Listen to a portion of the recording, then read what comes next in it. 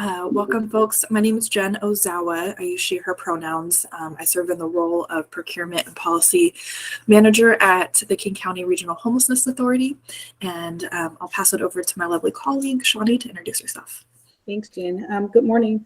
My name is Shawnee Jones. I use she, her pronouns, and I serve as the Procurement Coordinator for KCRHA.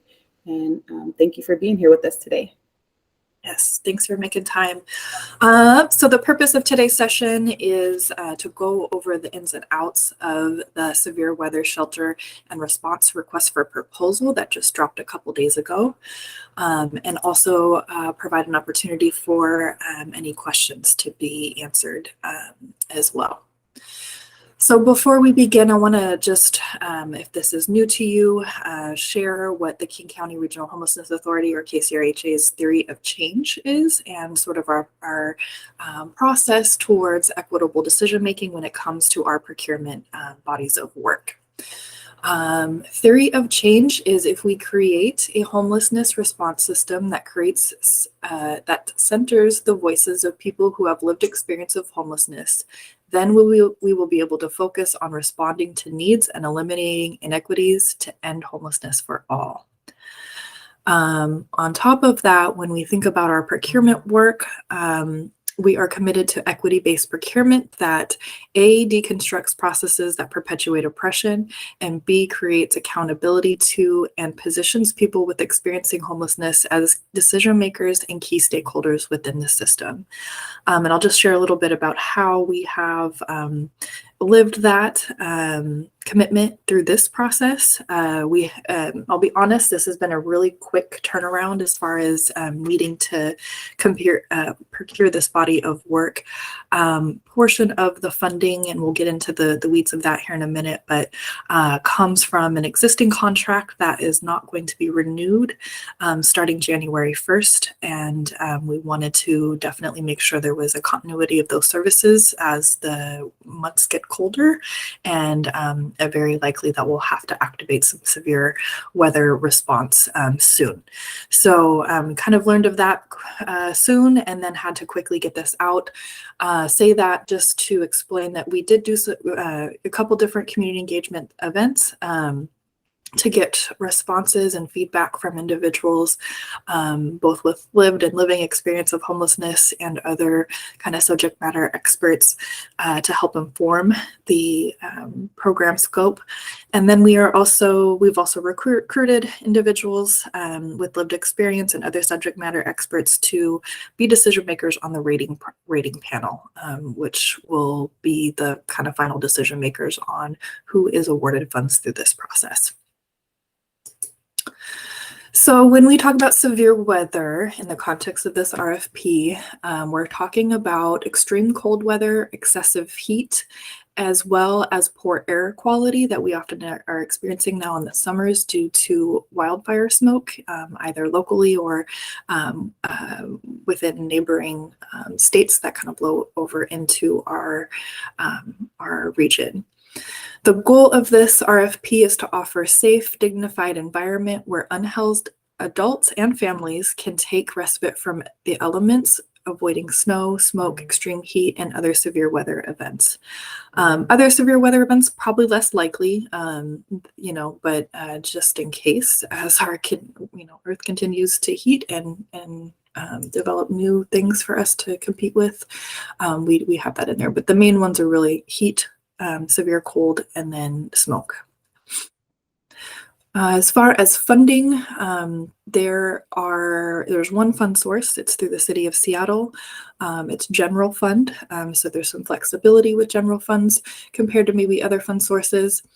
The existing funds were in the amount of $50,118, and then the City of Seattle generously provided additional funding towards this body of work and these services in the amount of $150,000 for a total RFP amount of $200,118. As far as applicant eligibility, Services do need to be provided in the city of Seattle. We do recognize that there is definitely a service, sort of desert and gap outside the city, but because this fund source is originated with the city of Seattle and taxpayer dollars, services do need to be located within city limits. Applicants must meet KCRHA's minimum eligibility requirements. You can check those out on our website and also within the actual RFP document. It's pretty general things like needing to be a 501c3, have a fiscal sponsor if you're not, and then we do make exceptions occasionally for-profit entities such as builders to apply. That would be restricted in this case because we don't offer for-profit eligibility to provide services. But check out the requirements there. Make sure that before you dive into the application, you're going to meet those. There is a expectation that the awardees will enter information into the Homeless Management Information System, or HMIS. So there's a data entry requirement once you go into contract. We do ask that all applicants address COVID-19 safety guidelines, just recognizing that that is still a thing, especially in situations like this where folks might be congregating. All applicants should have an active and in good standing DUNS and SAM number. Those are through the federal government. If you're unfamiliar, feel free to let us know and we can help walk you through that. And then this is really crucial, kind of to go back to the point I made earlier around the need for continuity of services. Proposers will need to be able to ramp up their services by January 1st in the event that there is a severe weather activation need. So probably not a good fit. This is probably not a good funding opportunity if you're brand new and don't kind of have your infrastructure kind of already set up. It might be kind of a tight turnaround for that. But again, up to you. That's not a restriction necessarily. Just want to put that out there though. As far as eligibility for clients, consumers, customers, or however you identify folks that are receiving services at your organization, this RFP is open to single adults experiencing homelessness and or families with children experiencing homelessness. So applicants can apply to serve either population or both, completely up to you, just looking for appropriate strategies in your proposal for each.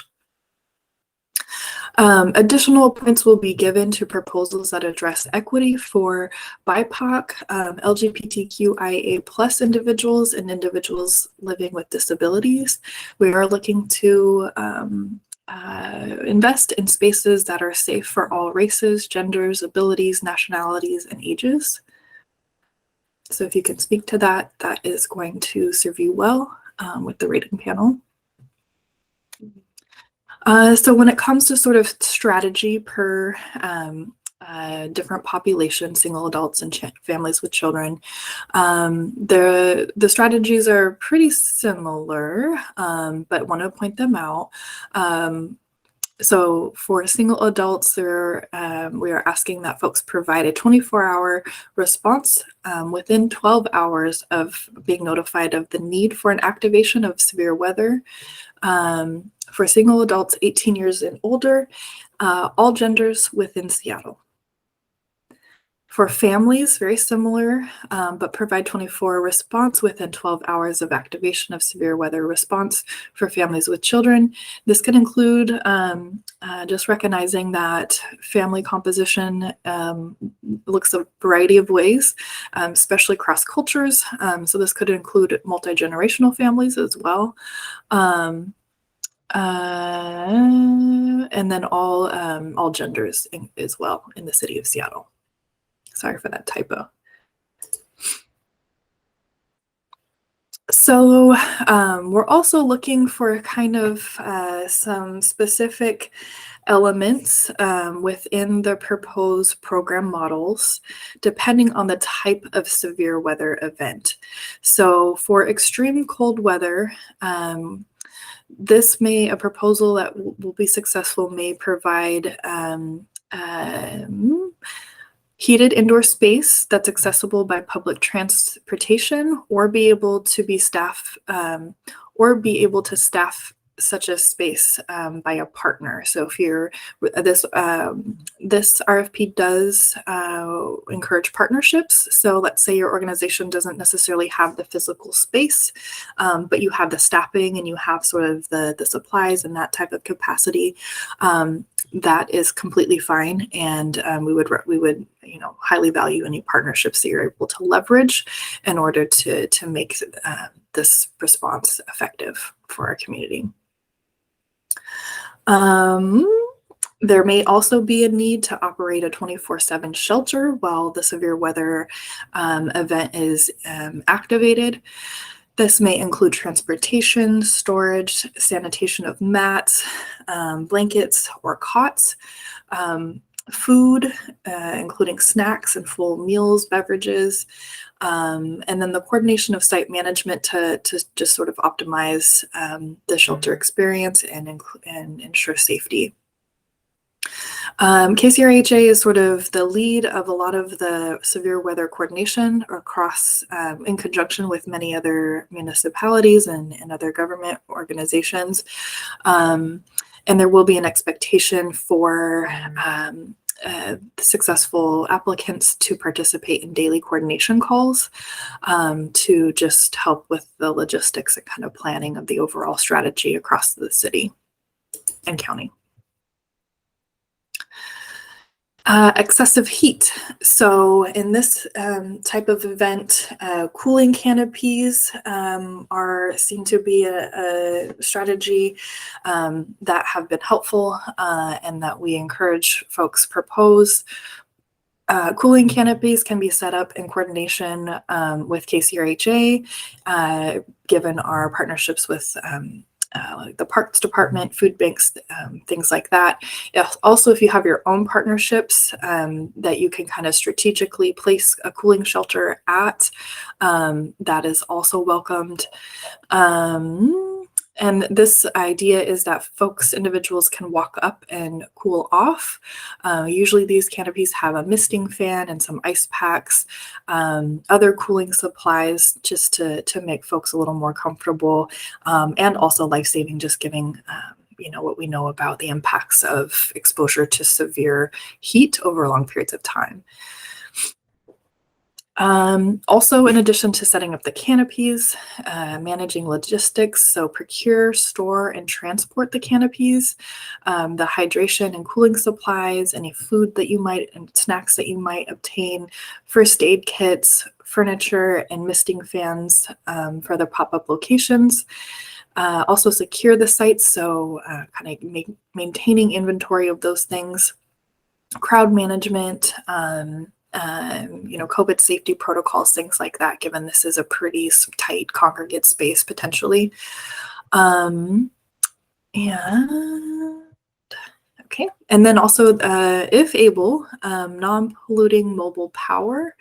If site is off the grid, have some type of basically like generator to back up what you might need to ensure that you have a cooling space. So continued, still talking about the excessive heat response. We have seen that it's often harder to get folks to seek refuge or seek shelter in excessive heat. Usually folks want to kind of shelter in place, which is obviously anyone's choice. But to help get the word out and let folks know that there is an option, we are asking that there is some targeted outreach to let folks know that these spaces are available. Especially in areas that you might be familiar with, having sort of gaps in shelter that folks can access in severe weather events. Also, in that outreach work, if you can, we're also asking folks to deliver supplies. Maybe folks are not wanting to relocate anywhere, but could use some water, could use some sunscreen, things like that that are going to help the health and safety of an individual or family. And then lastly, also all strategies will include the participation of the daily coordination calls, again, just to help with the continuity and logistics of the work. And then last but not least, poor air quality due to smoke from regional fires. We're asking that folks propose ideas around setting up smoke shelters. So a smoke shelter provides indoor space with adequate air filtration and just sort of conditioning or cleaning. Also, if it is a warm, we usually tend to have sort of merging smoke events and heat events. So cooling might also be needed. Oh, sorry about that. Can you all see this okay? Yes. Yeah, okay. Yes. Thank you, thanks. Where was I? Also outreach, and this particular strategy is needed. Again, a lot of folks aren't particularly aware that these canopies and this refuge might be available, so helping to get the word out, providing supplies to folks that prefer to shelter in place, including masks, air filters, water, and then information about the impacts of poor air quality.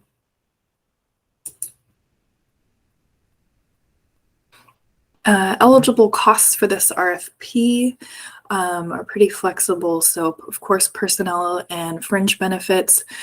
We highly encourage folks, just given the nature of this work and the toll that it takes on staff, to be generous and to include in your proposed budgets hazard pay, holiday pay, pay incentives to get folks to keep at your organization, stay with your organization, and continue the work. Also eligible hotel, motel vouchers, as long as there is some type of on-site staffing. So be sure to address that if you are proposing a hotel, motel voucher kind of model.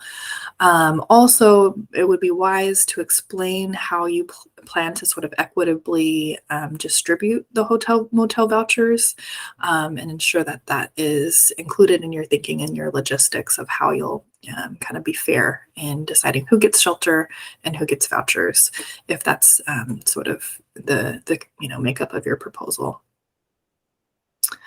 So these next 2 points are basically just pointing out that shelter space, non-congregate and congregate shelter space is eligible, in addition to hotel vouchers.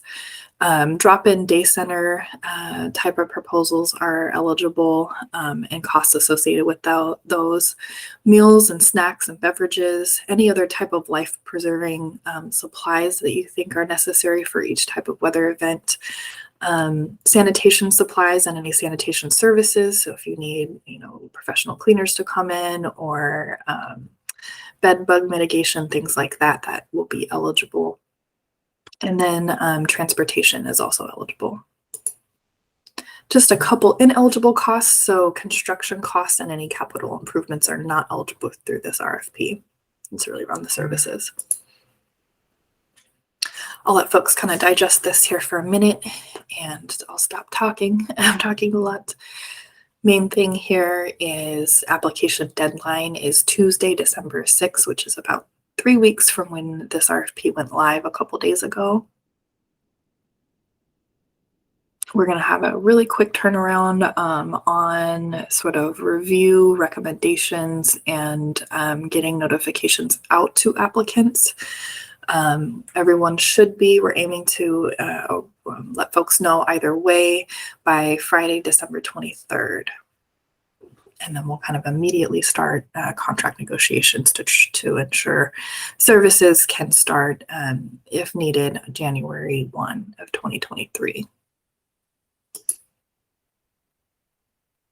So I want to just share some logistics around the application and point out a few things. Applications, again, they're due December 6th, which is a Tuesday before midnight. If you have not applied for funding through KCRHA, we use a grants management system called Flux. Flux, it's hyperlinked in the application as well. You will need to register with sort of your basic agency information before you will have access to the actual application. You can register at any time, but the actual RFP application is going to go live November 30th.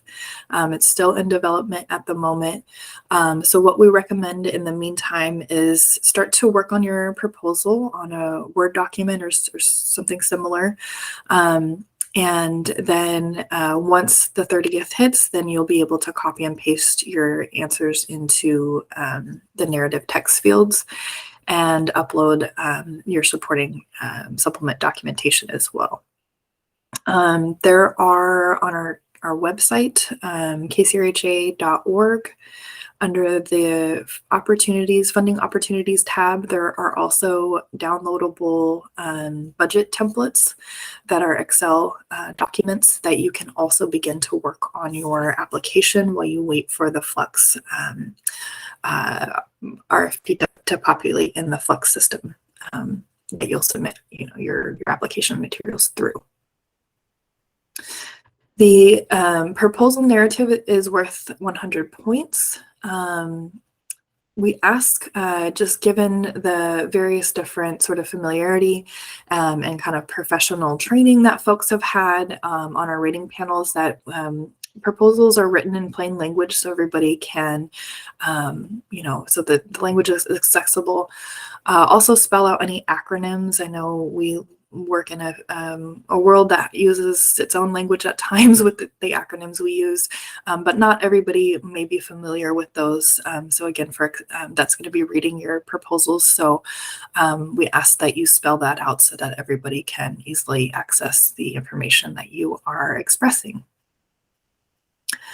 And just a reminder, be as clear as possible and concise about what you're proposing to do. That's going to just help the readers be able to decipher what you're proposing and how to best sort of recommend awards moving forward. Last piece about the application, just want to highlight that there are several documents. Again, we'd recommend that you start working on gathering these things now while folks are waiting for Flux to open for submission on the 30th. So there is a cover letter that's going to have basic information that won't be available, unfortunately, until the Flux system's up on the 30th. But just a heads up, there will be an attachment that you'll fill out there. Please be sure to include an email. Sometimes that section, for whatever reason, is overlooked, and then it's hard for us to know who to follow up with, especially when we have really tight timelines like this review, where we have to gather all proposals and then immediately basically make sure they're complete and then send them over to the rating team. So please make sure your email and contact information is there in case we need to follow up to get any additional pieces from you. As mentioned before, the budget narrative, it's a PDF. You'll want to complete it in Excel and then upload it into PDF. There's two pieces. There's a personnel section that gets really detailed around your personnel portion of the budget, and then your overall program budget. You'll need to upload those as attachments to Flux. And then another portion of our process, in addition to the rating team reviewing proposals and making recommendations, we do have a our fiscal team will also kind of give a preliminary analysis of the financial health of an organization based off of you submitting your current year's financial statements, so balance sheet, income statement, statement of cash flows, all certified by either your CFO or finance officer or board treasurer. And by certified, just signed copies of those. most recent audit, a copy of their most recent audit report, and then most recent 990 form, copy of proof of SAM registration, and then also proof of 501c3 status. And that is it, more or less. Shawnee, did I miss anything before we get to questions? No, you were very thorough. Okay. Any questions?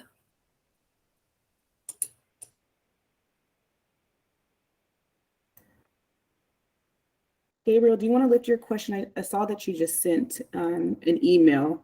Do you want to share that in this space, or I can read it out loud for you? Oh, sure. I wasn't sure if you wanted that in this. I don't know if you can share that information publicly on this call, but if you can, that's great. As one of the funders, just curious about knowing. You indicated that one of the two severe weather contractors would not be renewing in 2023, and the city HSD would be interested to know which one of those contracts was not being renewed. And we can talk offline if that's easier. Yeah, we can follow up with more information via email on that one.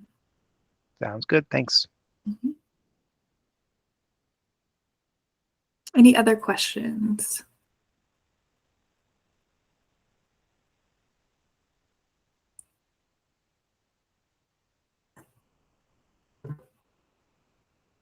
We are seeking to fund up to 2 contracts or 2 proposals with this. I don't think I mentioned that.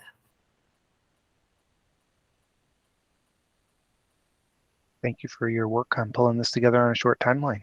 Yeah, of course. Thanks for being here. We hope that folks are interested in applying for this work and, moving forward with this journey alongside KCRHA and all of the other partners too. There's a whole network of, as you might imagine, various different entities that support this work kind of citywide, countywide. Absolutely. Mm-hmm.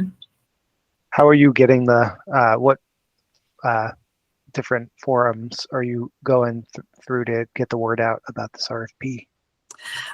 We have a listserv that's specific to severe weather partners of various stakeholders. And then also just like a general blast to stakeholders that are signed up through the sub-regional activity, like sub-regional areas of KCRHA's jurisdiction. And we ask you also to get the word out, especially since we don't have a whole lot of folks here at our info session. So please share the word widely. Also, again, encourage you, if you're interested in applying, to think about partnerships you might be able to leverage to really make your proposals the most robust and inclusive of what we're trying to get at as possible.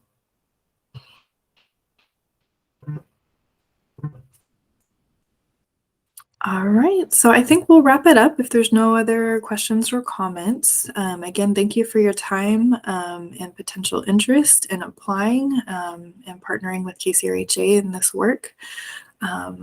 We look forward to reading your proposals, and we'll be taking questions through the end of the month, so feel free to